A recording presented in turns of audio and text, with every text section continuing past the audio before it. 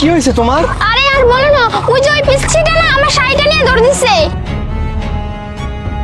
আর তুমি পুরোপুরি যাও আর ওই শাড়িটা নিয়ে আসো, আর তুমি কিন্তু ওই পিচ্ছিটাকে একদম ছাড়বে না। এই পিচ্ছি, থাম। এই যারা বলতেছে।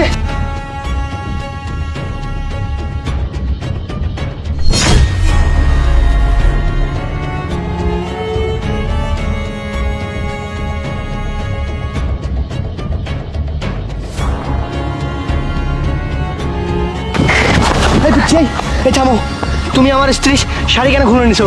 আঙ্কেল আমার কোনো দোষ নেই, একটা আঙ্কেল আমাকে এই শাড়িটা খুলে নিতে বলছে। কি বলো তুমি? একটা আঙ্কেল খুলে নিতে বলছে মানে? এসবের মানে কি? হ্যাঁ, না শাড়িটা দাও। আচ্ছা ঠিক আছে, যাও তুমি। আচ্ছা ঠিক আছে।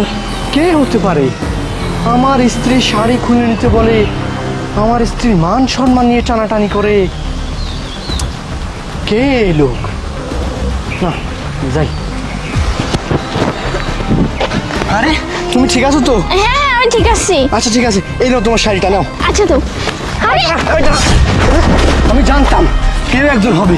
তুই তুই আমার বড় শাড়ি নিয়ে টানাটানি করছিলি কেন বল? হ্যাঁ না, তুমি একদম ঠিক বলছো।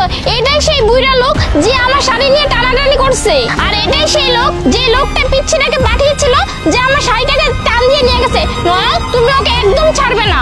হ্যাঁ শান্তা, তুমি একদম ঠিক কথাই বলছো। এই সেই বুড়া লোকটা যে কিনা তোমার শরীর থেকে শাড়িটা খুলে নিচ্ছে ওই পিচ্চিকে দ্বারা। মানুষের ইজ্জত নিয়ে টানাটানি করলে যে কি হয় আজকে তোকে বুঝাবো। তুই বুড়া হয়ে গেছিস তো সব পাল্টাই না। দাঁড়া, আমি এখনই পুলিশকে ফোন দিচ্ছি। আরে বাবা, পুলিশকে ফোন দিও না। তুমি সত্যি কথাটা কি জানো?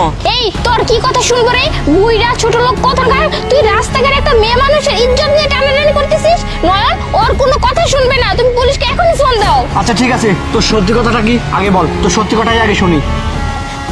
আরে বাবা ঠিক আছে, তাহলে শোনো। আরে শান্তা, তোমার সাথে আমার এত বছর সম্পর্ক, আর তুমি আমাকে বাদ দিয়ে তুমি এই নয়নকে বিয়ে করলা। আমি এটা মানতে পারতেছি না, তুমি আমাকে ছেড়ে দিলে এভাবে। আরে পাগল, আমি কেন তোমাকে ছেড়ে দেবো? দেখো বাবা মা জোর করে বিয়ে দিচ্ছে, তাই তো বাধ্য হয়েছে। শোনো, আমি শুনছি বুঝছো, ওর অনেক টাকা পয়সা আছে, তারপরে অনেক জায়গায় নাকি জমি কিনছে।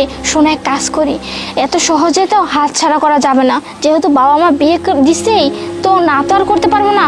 ওর সাথে না আমি 2-3 মাস থাকবো, তারপরে ওর সাথে যত টাকা পয়সা জমি আছে না সব কিছু নিয়ে তোমার সাথে আমি পালিয়ে যাবো। প্লিজ অন্তত 2-3 মাস অন্তত আমাকে একটু সময় দাও। আচ্ছা ঠিক আছে, সেটা না বুঝলাম, কিন্তু কিভাবে করবো বাবাকে কিছু বোঝাও। আমি বুঝতে পারছি না তুমি কেন ওর সাথে বিয়ে করলা।